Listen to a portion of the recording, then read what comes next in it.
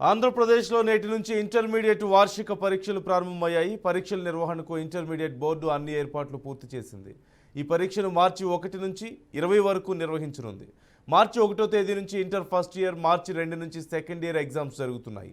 పరీక్షల నిర్వహణ కోసం రాష్ట్ర వ్యాప్తంగా 1559 ఎగ్జామ్ సెంటర్లను అధికారులు ఏర్పాటు చేశారు. ఈ ఏడాది ఇంటర్ పరీక్షలకు 10 లక్షల మంది విద్యార్థులు హాజరు కానున్నారు. ఇంటర్ మొదటి సంవత్సరం 4,73,000 మంది, ఇంటర్ రెండవ సంవత్సరం 5,29,000 మంది విద్యార్థులు పరీక్షలు రాయనున్నారు. ఈ నేపథ్యంలో ఉమ్మడి తూర్పుగోదావరి జిల్లాలో ఇంటర్ మొదటి సంవత్సర పరీక్షలు ప్రారంభమయ్యాయి. కాకినాడ, బిఆర్ అంబేద్కర్ కోనసీమ, తూర్పుగోదావరి జిల్లాల్లో 107,728 మంది విద్యార్థులు పరీక్షలు రాస్తున్నారు. వీరి కోసం అధికారులు 149 పరీక్షా కేంద్రాలు ఏర్పాటు చేశారు. అయితే పలు పరీక్షా కేంద్రాల్లో కనీస వసతులు లేవంటూ విద్యార్థుల తల్లిదండ్రులు ఆరోపించారు. బయట నుంచి ప్రైవేట్ కాలేజీలు ఫర్నిచర్ సమకూర్చాల్సిన అవసరం ఏర్పడిందంటూ తెలుపుతున్నారు.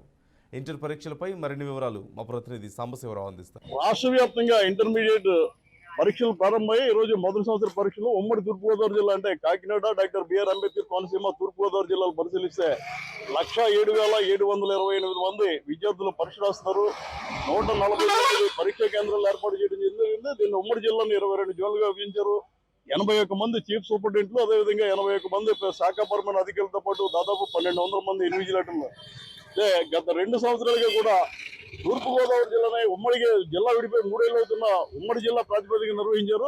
ఫస్ట్ టైం ఇది ఏ జిల్లాగా జిల్లా నిర్వహిస్తున్నారో జిల్లాల వారీగా పరిశీలిస్తే కాకినాడ జిల్లాలో జిల్లాల వారీగా ఉపయోగించారు. సరే, విద్యార్థులు మనతో ఉన్నారు. అమ్మ, 1 నిమిషం లేట్ అయితే లోపలికి రాని ఉంటారు. నిజంగా ఇప్పుడు పరీక్షా కేంద్రంలో ఏమేమి తీసుకెళ్తున్నారు మీరు?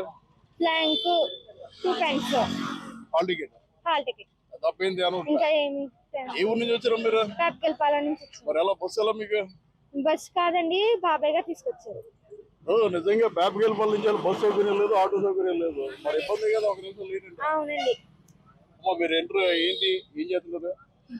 ఎంపీసీ తీసుకున్నారు. మీరు ఎలా తీసుకొచ్చారు మీ పిల్లలు? మేము కాలేజీ వాళ్ళు బస్సు మీద పంపేవాడిని. మాది ఆరికిరావాలండి. చదివేది గవర్నమెంట్ కాలేజ్, చాలా దూరం కదా సార్.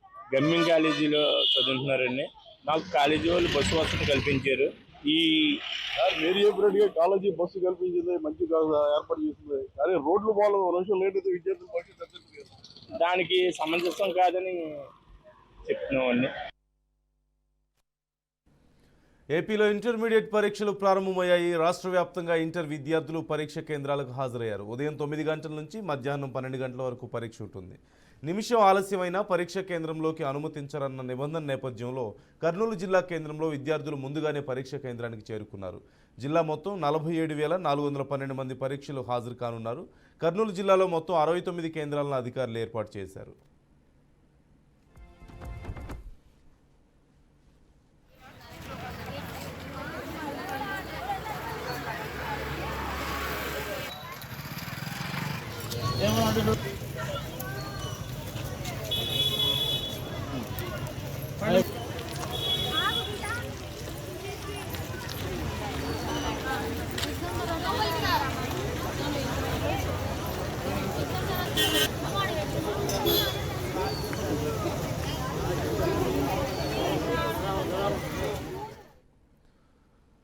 ఏపీలో ఇంటర్మీడియట్ పరీక్షలు ప్రారంభమయ్యాయి. రాష్ట్ర వ్యాప్తంగా ఇంటర్ విద్యార్థులు పరీక్షా కేంద్రాలకు హాజరయ్యారు. ఉదయం 9 గంటల నుంచి మధ్యాహ్నం 12 గంటల వరకు పరీక్ష ఉంటుంది. నిమిషం ఆలస్యమైన పరీక్ష కేంద్రంలోకి అనుమతించాలన్న నిబంధన ఉన్నందున కర్నూలు జిల్లా కేంద్రంలో విద్యార్థులు ముందుగానే పరీక్ష కేంద్రానికి చేరుకున్నారు. జిల్లాలో మొత్తం 47,412 మంది పరీక్షకు హాజరు కానున్నారు. కర్నూలు జిల్లాలో మొత్తం 69 కేంద్రాలను అధికారులు ఏర్పాటు చేశారు. పూర్తి సమాచారం మా ప్రతినిధి ఏడుకొండలు అడిగి తెలుసుకుందాం. ఏడుకొండలు, నిమిషం ఆలస్యమైనా సరే పరీక్షా కేంద్రంలోకి అనుమతి ఇవ్వని నేపథ్యంలో మరి విద్యార్థులందరూ చేరుకోగలుగుతున్నారా? పరీక్షా కేంద్రాలకు ఏర్పాట్లు ఎలా ఉన్నాయి? గుడ్ మార్నింగ్ నందు. ఈ రోజు రాష్ట్ర వ్యాప్తంగా కూడా ఇంటర్ మొదటి సంవత్సరం పరీక్షలు అయితే ప్రారంభమయ్యాయి. అయితే ప్రస్తుతానికి రాష్ట్ర వ్యాప్తంగా కూడా ఈ ఇంటర్ పరీక్షా కేంద్రాలకు విద్యార్థులంతా కూడా 9 గంటలకు 1 నిమిషం ఆలస్యమైనా సరే అనుమతించేది లేదంటూ కూడా ముందుగానే విద్యాశాఖ ఒక ఆదేశాలు జారీ చేసింది. ఆ మేరకు ఎవరైతే ట్రాఫిక్ ఇబ్బందులు ఉంటాయో అటువంటి వారు ముందుగానే రావాలని చెప్పేసి చెప్పడం జరిగింది. అయితే ఎట్టి పరిస్థితుల్లో కూడా ఒక్క నిమిషం ఆలస్యమైనా కూడా అనుమతించేది లేదంటూ కూడా హెచ్చరించిన నేపథ్యంలో ప్రైవేటు కళాశాలలు ఏవైతే ఉన్నాయో వారు సొంత బస్సుల్లోనే ఉదయం 6 గంటల నుంచే విద్యార్థులను పరీక్షా కేంద్రాలకు అయితే తరలించినటువంటి పరిస్థితి. కొన్ని చోట్ల ఏదైతే ప్రభుత్వ కళాశాలకు చెందినటువంటి విద్యార్థులు మాత్రం విజయవాడ వంటి నగరంలో మాత్రం పరీక్షా కేంద్రాలకు చేరుకునేందుకు తీవ్ర ఇబ్బందులు పడ్డారు. ఉదయాన్నే ట్రాఫిక్ కూడా భారీగా ఉండడంతో కొంతమంది ఇబ్బంది పడినప్పటికీ కూడా ప్రస్తుతానికి అయితే అందరూ కూడా ఎగ్జామ్ హాల్ కి అయితే చేరుకున్నారు. ప్రస్తుతానికైతే ఎగ్జామ్ అయితే ప్రారంభమైంది.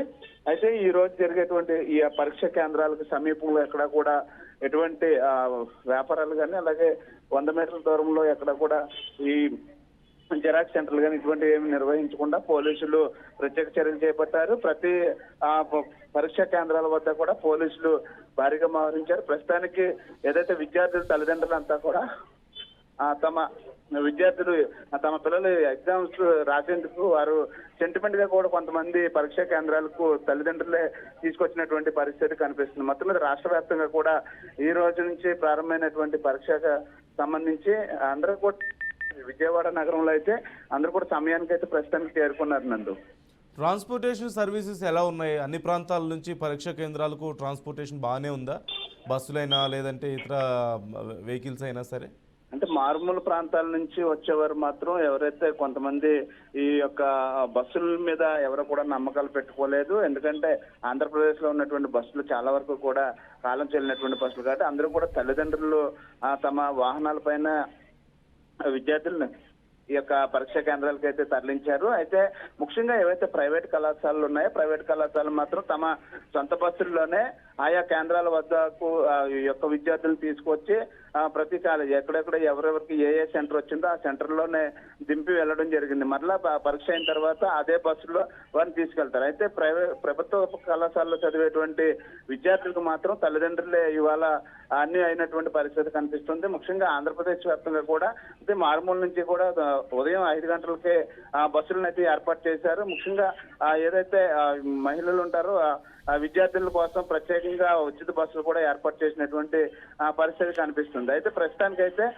కొన్ని చోట్ల కొంతమంది రాష్ట్రంలో కొన్ని చోట్ల మాత్రం ఇంకా పరీక్ష కేంద్రాలకు ఆలస్యంగా రావడంతో వారిని అనుమతించలేదని తెలుస్తుంది. అయితే ఎట్టి పరిస్థితుల్లో కూడా నిబంధనలు మాత్రం ఎక్కడా కూడా అతిక్రమించేది లేదని ఎవరిని కూడా పంపించేది లేదంటూ కూడా ఇక్కడ చెప్తున్నటువంటి పరిస్థితి. అయితే పరీక్షా కేంద్రాల వద్ద ఇన్విజిలేటర్లతో పాటు ఇటు అబ్జర్వర్లు కూడా ఏర్పాటు చేశారు. ముఖ్యంగా స్క్వాడ్ ఏదైతే ఉందో ఆ స్క్వాడ్ ను కూడా ప్రత్యేకంగా స్క్వాడ్ కూడా ఏర్పాటు చేశారు. ఎవరైనా మాస్ కాపింగ్ పాల్పడితే ఎట్టి పరిస్థితుల్లో ఉపేక్షించేది లేదని వారిని డిబార్ చేయడంలో కూడా ఎక్కడా కూడా వెనకడుగు వేసేది లేదని ఎవరు ఎటువంటి పెద్ద మనుషులు కలవ చేసుకున్నప్పటికీ కూడా పరీక్షా విధానంలో మాత్రం ఎక్కడా కూడా మార్పులు ఉండవని చెప్పేసి విద్యాశాఖ అయితే కఠినమైనటువంటి నిర్ణయాలు పెట్టింది.